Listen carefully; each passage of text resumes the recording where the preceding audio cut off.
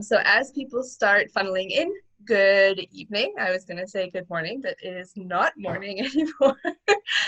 Welcome to our webinar session. My name is Elise. I work for TCC Canada, and just a little blurb about us before we jump into our webinar session. We are a business solution provider, so we do shared office spaces such as co-working spaces, we do meeting room rentals, and we also do permanent office spaces and virtual offices. So we try to bring as much resources to our community as possible, especially during the shutdown. So what we've been doing is hosting webinar sessions every week on different topics. And so this week we've brought on an educator to help with the transition and filling the gap that has happened when COVID shut down schools until September. So we are recording our session, and as you guys come in, what would be really helpful is if you join the chat group or the chat at the bottom of your screen here, and you just let us know, say hi, you're here, and then what age your kids are, because that way we can really get an idea of what we want to touch on or what Jess wants to touch on. I'm talking as if it's going to be me hosting. So yeah, down in the chat, just let us know how old your kids are, say hello, and I will pass it along to Jess. Okay, great. Thanks, Elise. So just before we start, I'll just introduce myself. So my name is Jessica Stairs, and I've been teaching with the OCDSB for 9 years now, and I teach early French immersion. And currently I'm teaching grade 1, but I've taught everything from K to 6. So I'm just kind of why Elise was asking for the age range is that when I'm giving ideas for some things that you could do, activities you could do to kind of keep the learning going, I can tailor it to how old your kids are. So you can just pop it in there and then I'll go from there. And yeah, so just before I'll let people start to funnel in before I really get started. But just so that you know a little bit more about me and my kind of philosophy on teaching, my big thing is that I really like students to be learning through movement and kind of kinesthetic learning, because I find that usually keeps kids engaged longer and also actually helps consolidate the knowledge a lot more. As well as I just completed my master's with a focus on English language learner inclusion in French immersion. So if you have any questions about that either near the end. As well, I'll touch on, I don't know if anybody has kids that are in a second language, whether they're English language learners or they're French immersion students, but at the end, or right before the end, I'll also kind of go over sort of how to make sure that you don't have like a regression in language over the summer because they're no longer immersed in that throughout the summer. The last thing I was going to say before we get started is that if you have any questions at any time throughout the session, just feel free to pop it. There's a Q&A section down near the bottom. So there's the chat and there's the Q&A, but I'll try to keep an eye on the Q&A section so that if you have a question throughout, that I can just answer it there, and I'll answer it live, but I can answer it throughout and you don't have to wait till the very end if it's relevant to what I'm talking about. But if it's something completely different, feel free to just ask it at the end. Okay, so we will quickly get started. And one thing that I wanted to kind of put as a disclaimer right at the end is that every kid and every family are different. So what works for one family may not work for another, and it really depends on the kid too. So different kids learn in different ways, and direct learning.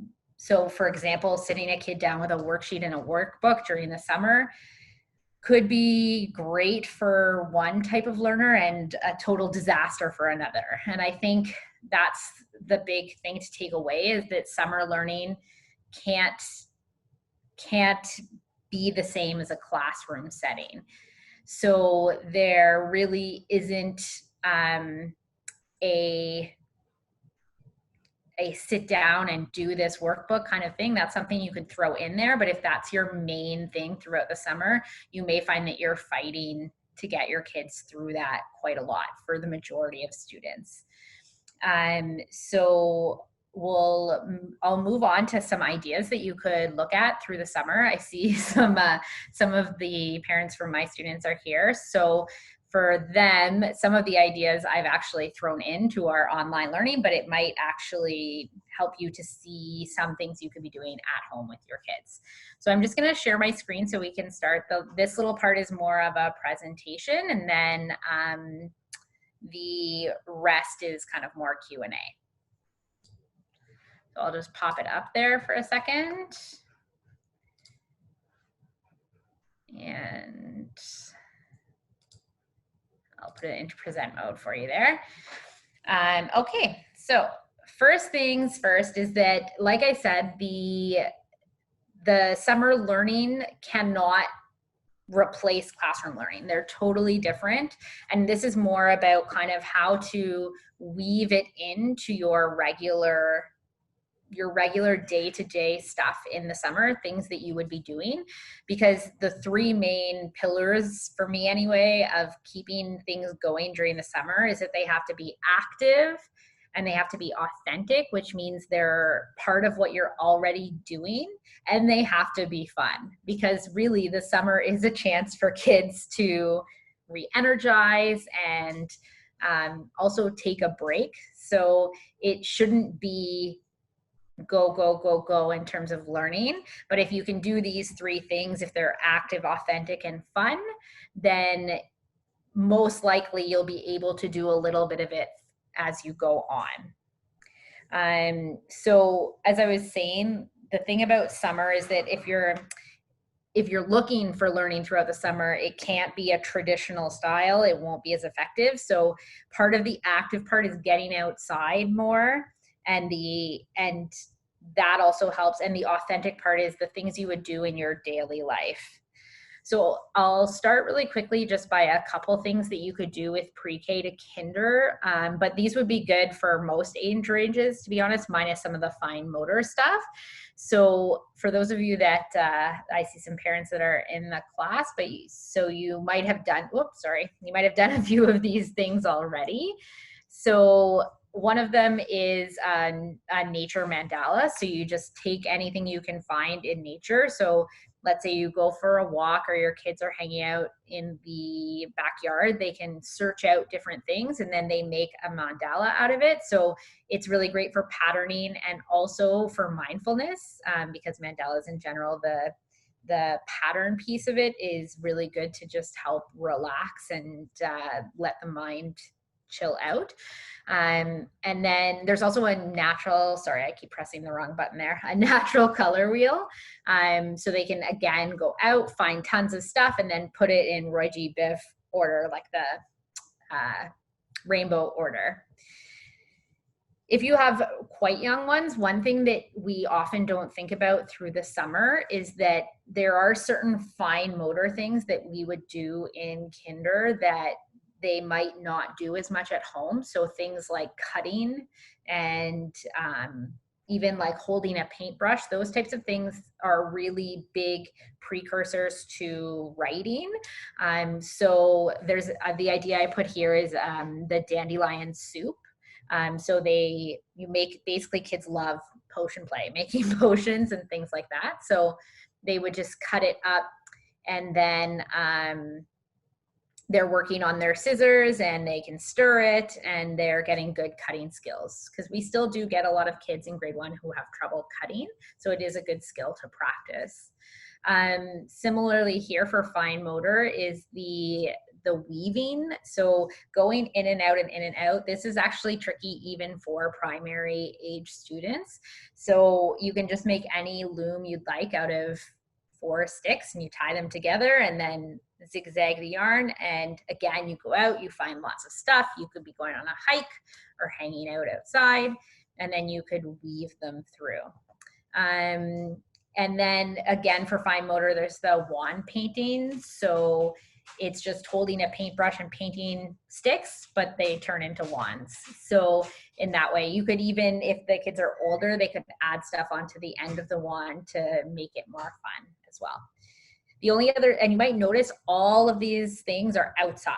So the more you can do outside, the more sustained it's probably going to be in terms of the kids' actual desire to learn and to keep going, because then they don't really know they are in the process of learning as they're doing these things. Okay, so for numeracy, really all you want to focus on kind of is number sense to 10 for pre-K to kinder. So you can do things like just even taking, so you have like baking soda and taking colored water, and then for each number you drop that number in and it gets really fizzy, so it's just fun. But any of these ideas would work in terms of focusing on numeracy skills. The big thing I would say that if you're doing anything at home, certain school skills that you would probably not do on a day-to-day basis, like opening containers, zipping things up, those things are good to have kids do throughout the summer so that they're ready to either start school or get back into school, as well as socialization. And I know that's tricky right now with everything going on, but we're hoping that it will at least just start opening up, because that, for all kids of all ages right now, they've really only been with their families for most of the time. And that socialization factor is huge. So that, I think, will be the biggest learning gap that we do see is in their social behavior. So giving them the opportunity to socialize to whatever extent we can during COVID regulations will help a lot come September. And then in terms of literacy as a whole, just focus, like before focusing on reading for younger kids, you really want to focus on phonemic awareness. So that means understanding sounds and how they come together and work together. So things like rhyming and syllables, being able to pick out the first sound in a word, like bat, and blending sounds together. So if I have a B and an A and I put them together, what's that going to make? So those types of things can be weaved into your daily life. Like if you're eating waffles, you can just say, whoa, waffles. What letter do you think that starts with? And those are the types of skills that we need to be focusing on to prepare them for reading. You don't need to just plop them in front of a book, which is also great. That's not a bad thing. But if they aren't independently reading yet, these are the skills you could work on without even having to sit down and do it. You know, if you're standing in the kitchen and you're eating a grape, you could say, oh, grape, you know, how many syllables does that have? And you could clap it out with them and then go about your daily life. It doesn't have to be anything too crazy. I'm just gonna stop sharing for a second here to see if anybody has any questions, because when I'm sharing the screen, I can't see that. So I'll just double check. So I'll come back after every age group to see if you had any questions about kind of the ideas. These are just ideas, and then we'll go over some other stuff later. So I'll continue sharing and get into the primary ages.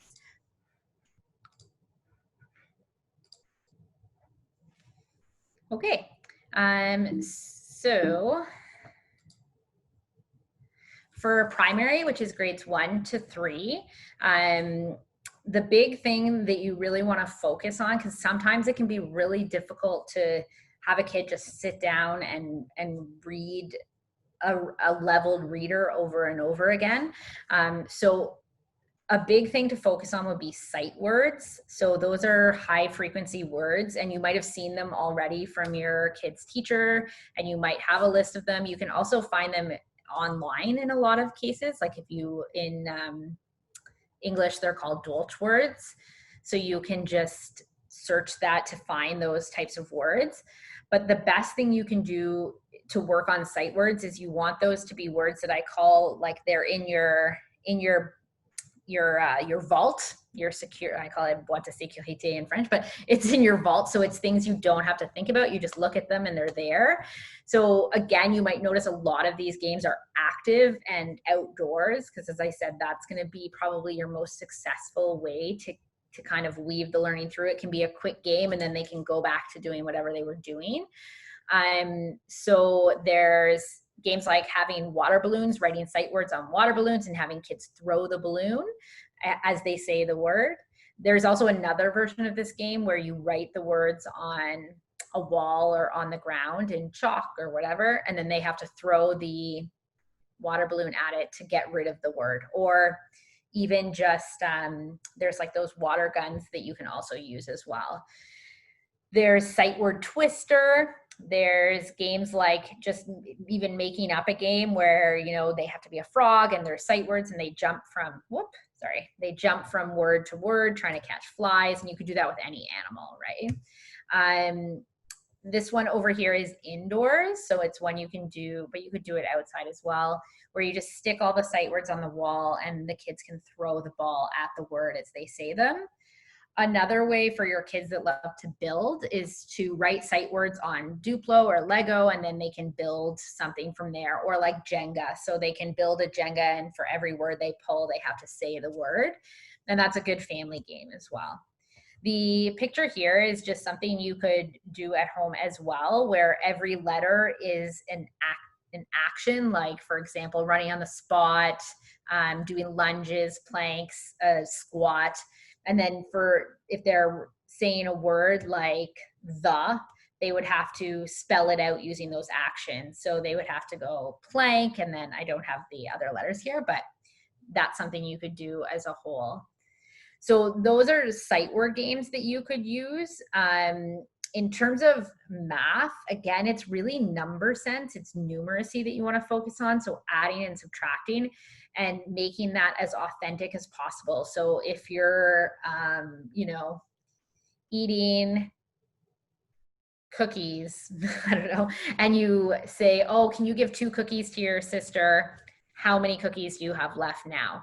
So that's the type of things that we should be doing, where we're just weaving it into what we're doing regularly. You don't have to set aside an hour to sit down at a table and learn. Some things to consider in primary is there does tend to be a bit of a summer slide, especially in reading. So you'll see kids fall back a couple levels. That happens a lot in French immersion, which I'll talk about a little bit later. But so you do want them to be reading, and those sight words are going to help that piece. Even at grade 3, the words just get harder, right? But they are still sight words. So, and then when you are reading, when they are reading, follow it up with them. So even if they're reading a book just for fun, you can ask them, you can say, what's happening in your book? Have them retell it. Because kids will often, when they try to retell a story, they'll tell you everything that's in the story. Can they boil it down to the main details? Things like, well, do you like this character? And ask them why. So even those types of things are oral responses. Those are really good ways to keep those reading skills up, and the skills that we don't always think about. It's not just about being able to read the word, it's about your comprehension and what types of things you can do with the information you're learning in the book. As well, you could do building, and you could work for that on math. So what kinds of 3D shapes did you use in whatever you built?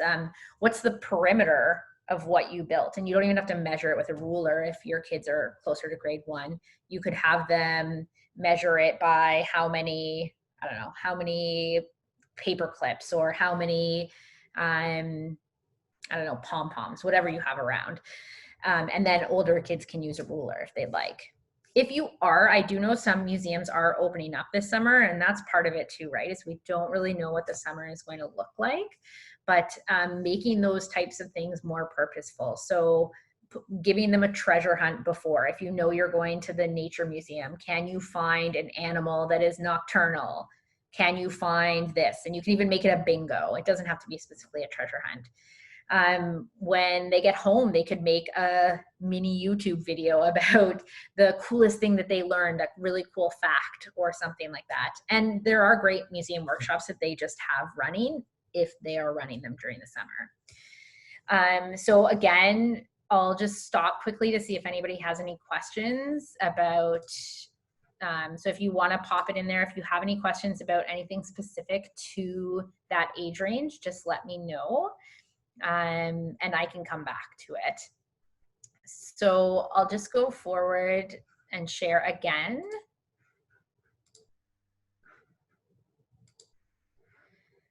Okay, so for those who have students in junior ages, and again, a lot of these could overlap. So you could use these for younger or older kids as well. But the big thing as they get older is it's harder to do kind of those little game things. So you have to figure out ways to still make the learning fun, but maybe it's things they could do a little bit more independently, because that's often what this age group is looking for.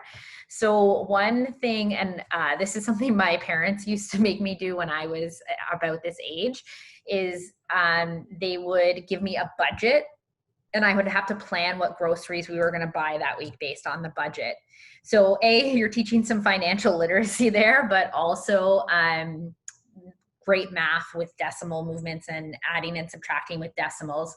So that type of thing, they would give me the flyers and I would have to plan out what we were going to buy and keep it within the budget. So that those types of things where it's actually authentic learning and they feel a sense of kind of empowerment, they're the ones who are making the decisions about what we're going to eat for the week. Those are the type of things that tend to be more successful with this age group.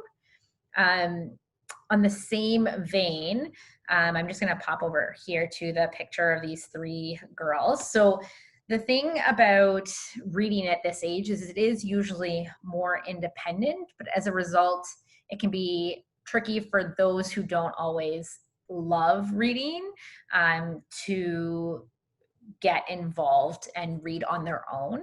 So one thing that is often quite successful is having kids form a book club. So getting your kid with their friend to choose a book to read together. And then depending on how everything kind of turns out, they could do a video call or just get together and chat about the book the same way adults would. And a lot of the research shows that kids tend to actually think a lot more deeply when they're talking to each other about the book than when they're just in the class and a teacher is asking them questions about the book. So they really share their opinions about the characters, and you could potentially give them some guiding questions if you wanted, but a lot of the research on children's book clubs shows that they tend to actually get that going on their own and end up discussing themes that are a lot more deep than you would assume they would.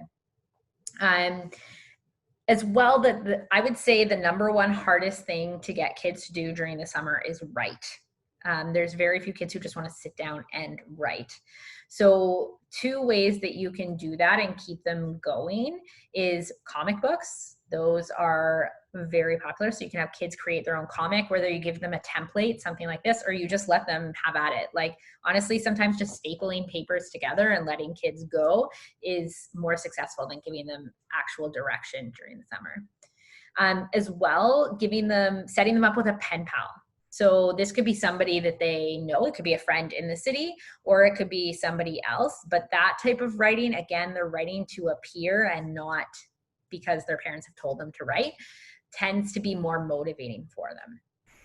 In terms of that literacy piece of kind of still thinking and manipulating language, games like Boggle are amazing, and kids tend to quite enjoy that. I used it a lot in junior as a morning wake up to see how many words they could find. And you could even make it, depending on who you have in your family, you could make it a family competition. So you put up the letters of the day and then however many words they could find, who can be the number one in the family that day, whatever. The other thing, that I put on here was an app. And again, this could be used at any age range, but it's called Seek.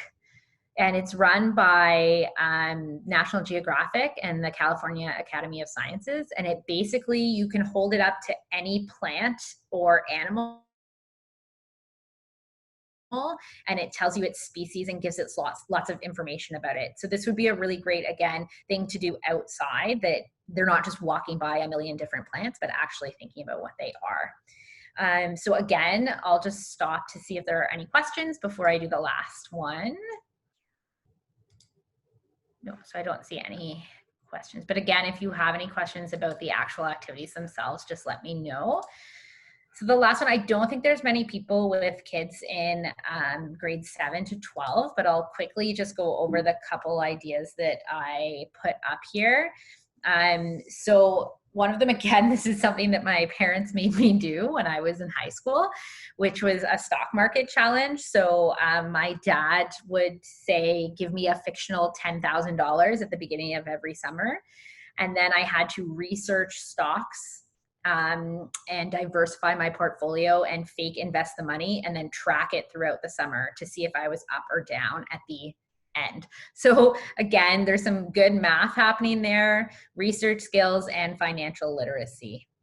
The other thing is geocaching. So that would be semi like Pokemon Go, but you can actually set up your own geocaching stuff. There's tons of apps and websites out there where kids actually with GPS have to find specific spots. And that would be, you could do that even with younger kids in some sort of treasure hunt. The big thing as kids get into this age range is they tend to be outside and active less and less. So you want to focus on trying to help develop active lifestyle habits without shoving it on them. And something as simple as like learning how to tune up a bike or change a tire, make cycling something more feasible for them that they could do on a daily basis as a form of transportation. So those types of active lifestyle habits, or doing an active challenge as a family, like every week we're going to go for a outdoor hike or something like that, are quite helpful. As well, there's 2 apps at the bottom that are really great to prep for the stresses that come along with being a teen. So both of these are sponsored by the Royal Ottawa and Do It for Darren. So that works together. One is the Be Game Ready app, is specifically for athletes, so to help them deal with the stress of competition and losing and those types of things. It's building those resiliency and coping skills to focus on the mental health aspect of athletics. And the Healthy Minds app is the same type of idea except for academics, so dealing with the stressors of academics and coping with the stress of being in school. Because they do find a lot of kids, once they get to university, deal with a lot of mental health issues because these types of coping skills were not developed prior to that. The last thing, and again, this can be used at many different age groups, is coding games. And one is Scratch. It's run by MIT. And there are tons of tutorials on YouTube about teaching kids how to code games. So I'm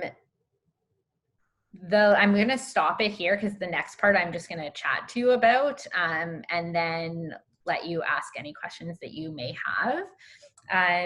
So I guess before we keep going, I'll just say those are lots of different activities you could use, but there are a million out there.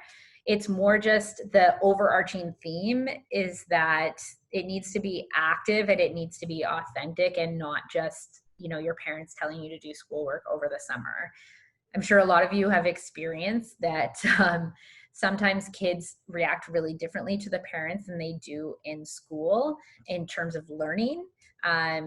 And that's totally normal because when they're at home, they're with you, they know that they're loved and safe and they can say no and nothing. That's not going to affect how you feel about them, right? So it can be a lot more challenging to get your kids to do schoolwork when they are at home. So these types of ideas are supposed to give you some ways that you could weave learning into what you would normally do, and sometimes they might not even know that it is learning. So does anybody have any questions about any of those activities, or just something about specific activities in general. Any questions? We'll give people a minute while they Okay. compile and stuff, but I'll ask questions because I have some questions while people Okay. are thinking if they have any. What do you suggest for parents who have children who are really hesitant to try new things? Like, if they're used to doing just their regular activities and then incorporating these new ones, how do you encourage them to try new things like this?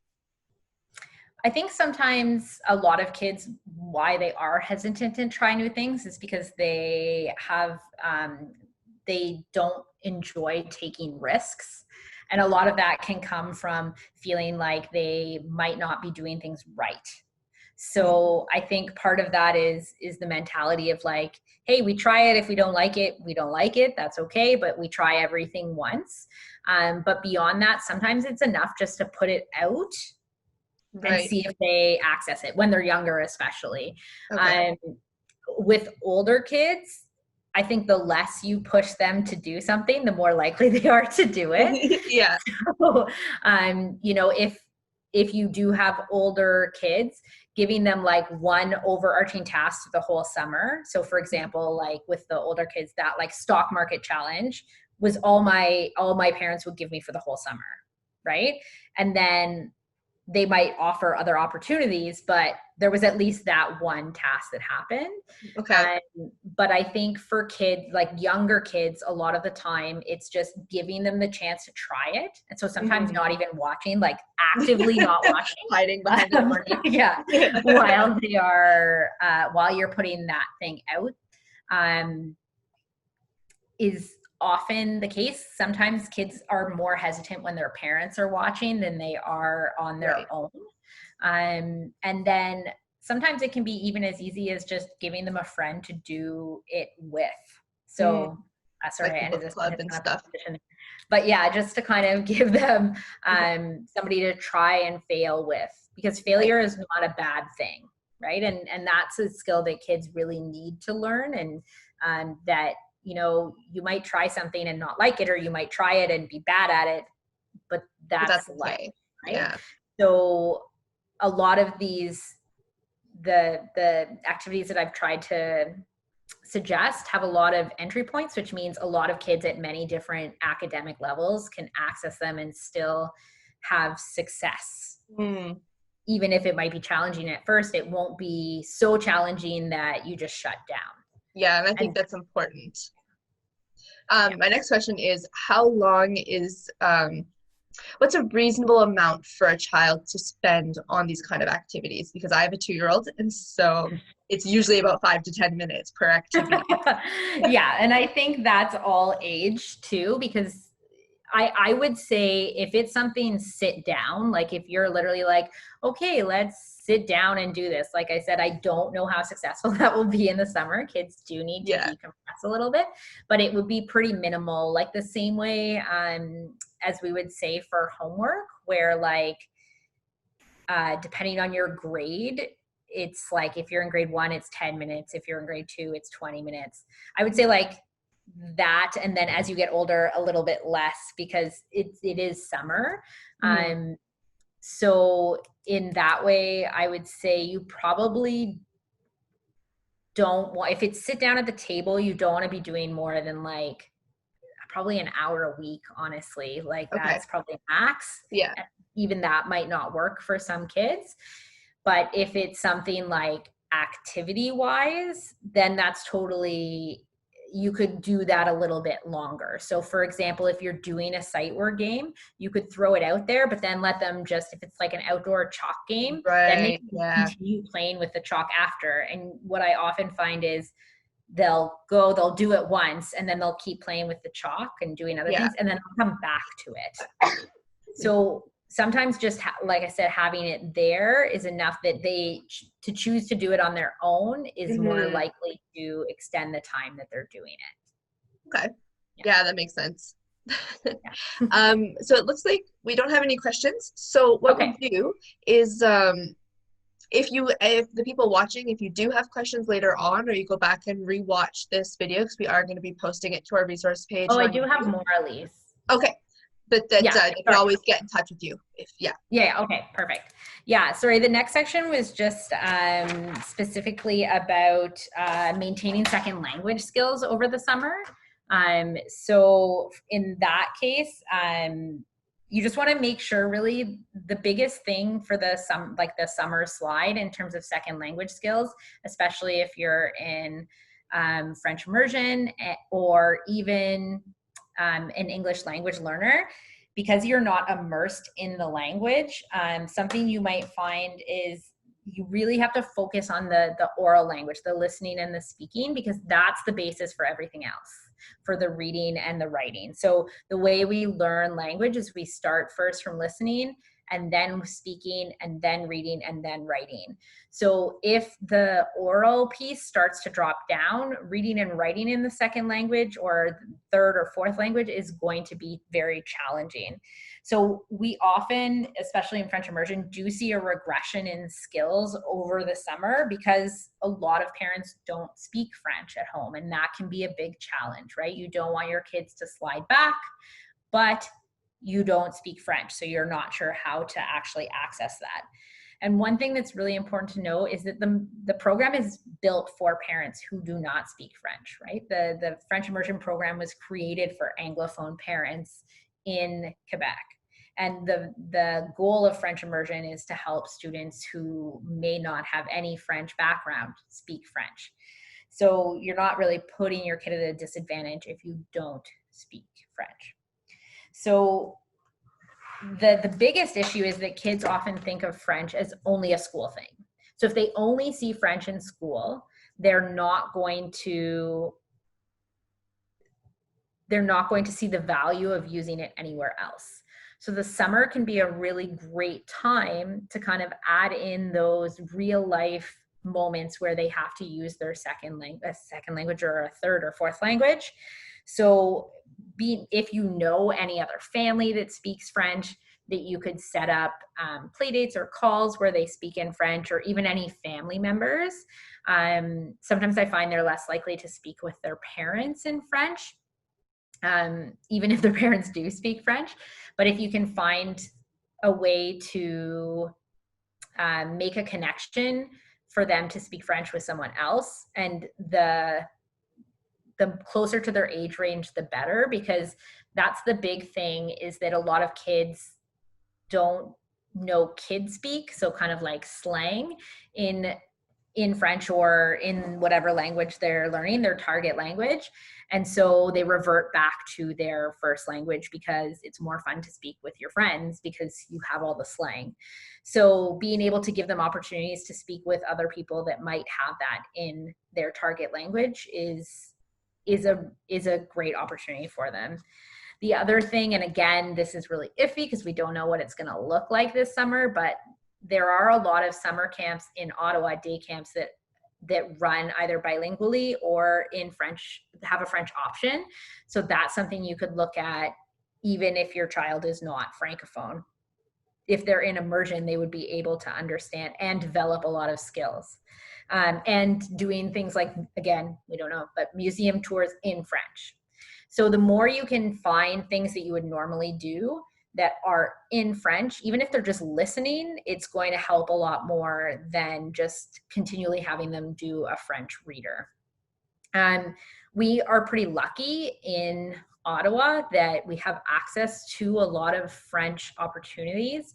So even as close as Orleans or going to Gatineau, and you could, if we ever are able to go to a restaurant or do anything like that again, you can have your kid order in French or even read the menu in French. So trying to find those authentic experiences for them. Also, there are actually a lot of really great podcasts for kids in French. So that helps with the listening piece, and the listening leads to the speaking.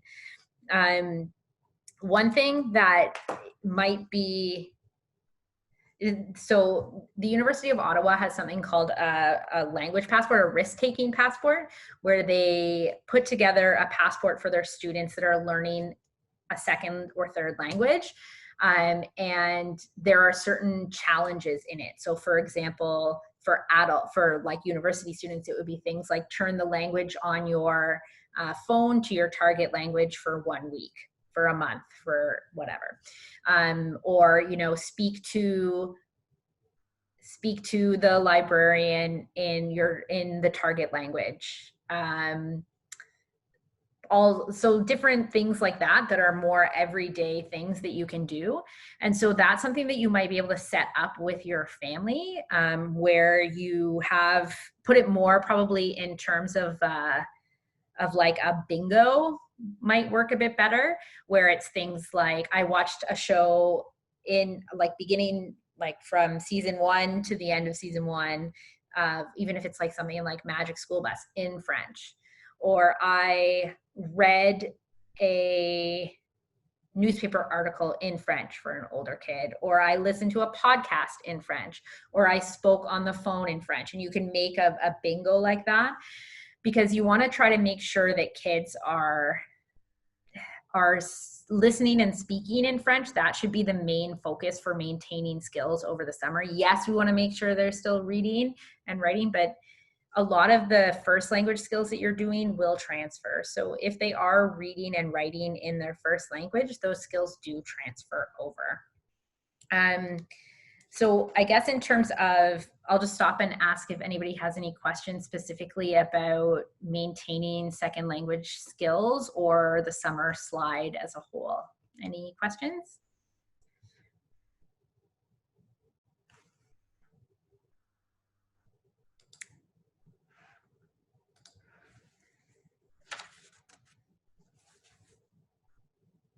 Okay, sounds good. So the very final piece was just about what that gap, what teachers want you to know about the gap in learning due to COVID.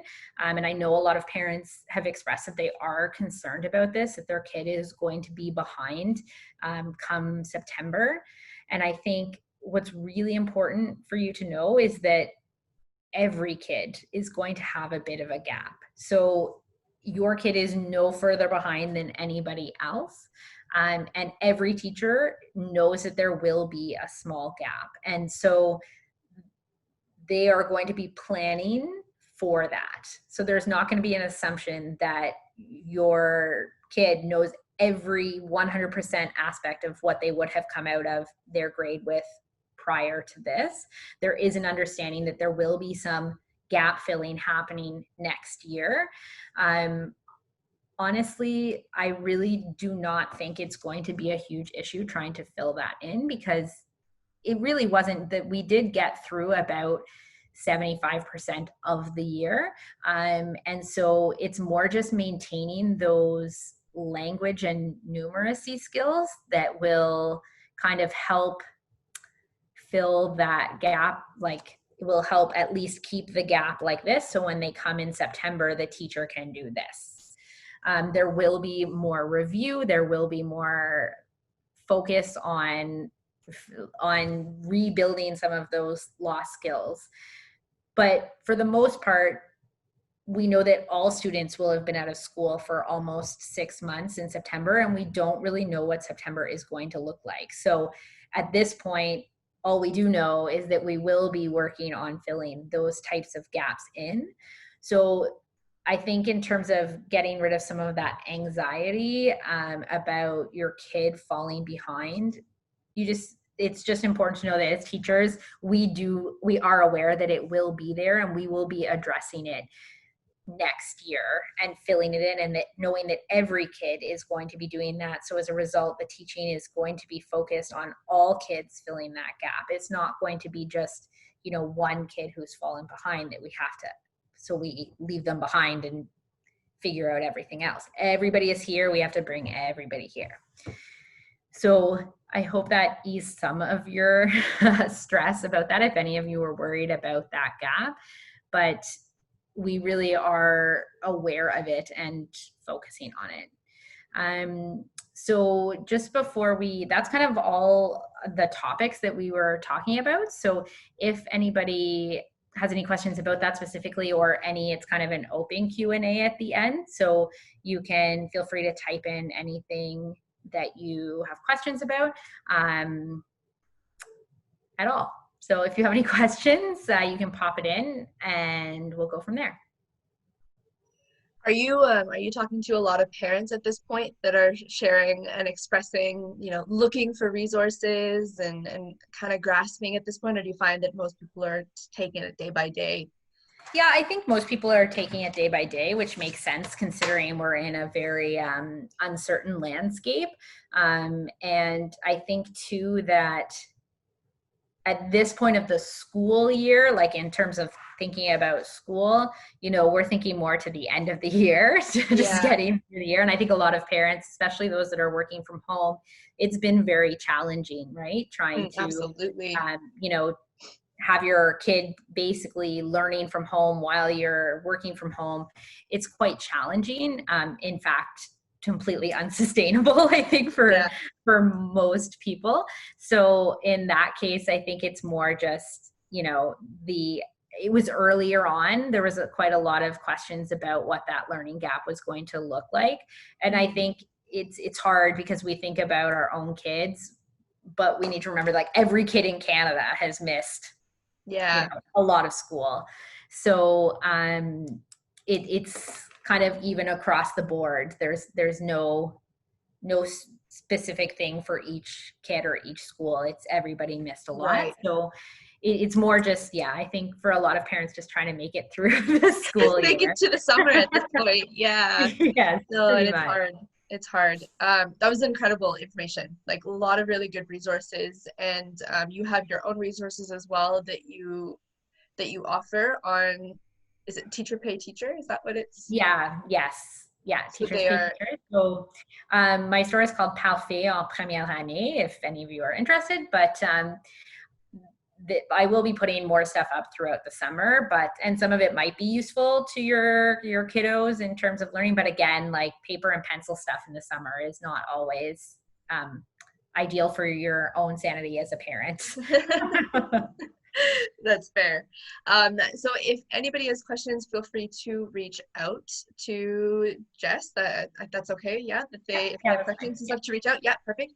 So in the recording, what we'll do is we'll put up all of her information so that if you want to reach out to her and check out her pages and whatnot to get some more resources, then you can do that. Jess, do you have the link for your website? Can you post that in the comment? Yeah, just a sec. Whoop. Sorry. Let me just pull it up. Yeah. Because, you never know. There's rainy days, right? Where you might want pen and paper doing some work. Sometimes I find myself grasping for that kind of stuff now, especially with a lot of uncertainties that are going on and everything. It's kind of nice. So we'll put that in the comments here. But there we go. So we'll put that here, and then we'll also put it in the description of all the videos and resources and whatnot, so that if you need to, you can always go back and check it out. Okay, perfect. Yeah, well, thank you everybody for joining us, and thanks Jess again for taking the time to host this. It was really, really helpful, and we'll talk to you guys later. Have a great night.